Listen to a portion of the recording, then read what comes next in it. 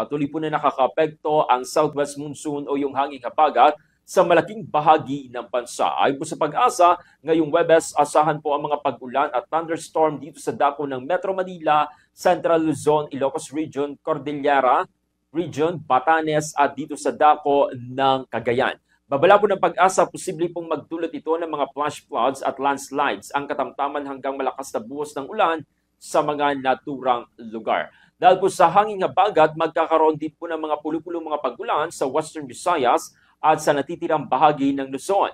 Dito naman sa dako ng Visayas at Mindanao, localized thunderstorm ang magdadala ng mga isolated rain showers. Sa kabuuan, nananatiling banayad po hanggang katamtaman ng hangin at bahagya hanggang katamtaman ng alon sa buong kapuluan. Samantala, nilinaw naman po ng Pag-asa na wala pang namo-monitor na low pressure area o LPA na posibleng maging bagyo.